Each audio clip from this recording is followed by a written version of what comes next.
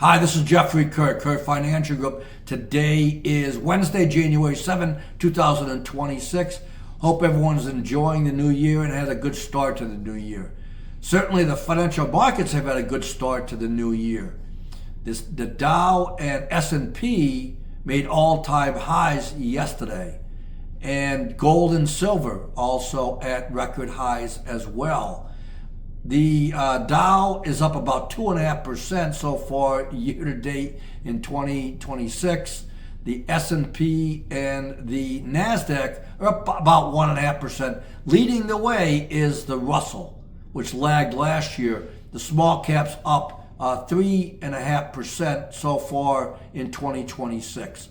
Now, some of the significance of this is what's called the January indicator, which looks at the whole month, but there's also a subdivision of that, if you will, that the first 5 trading days, if it's higher for the stock market, then that indicates January is going to be higher, and if January is higher, the year is a good year too. So we'll keep an eye on it, but that's some of the thoughts that things that go around here and the significance of a good start to the year. Also, once things get going, the algorithms kick in, the systematic buying kicks in and can also propel the stock market, which is interesting given the geopolitical stuff going on, the Venezuela thing. And I had a couple of emails on Sunday afternoon, worried market's going to crash on Monday.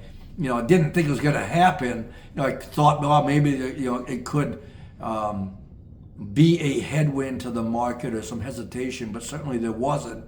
And again, I think it points towards the economy getting stronger. We saw that with the ISM number yesterday, much better than expected, and that's an indicator of a strong and growing economy. And the market certainly received that well, and that also kind of takes over some of the geopolitical stuff. Now, finish up with some interest rate stuff. This yield curve on the Treasury market, very steep.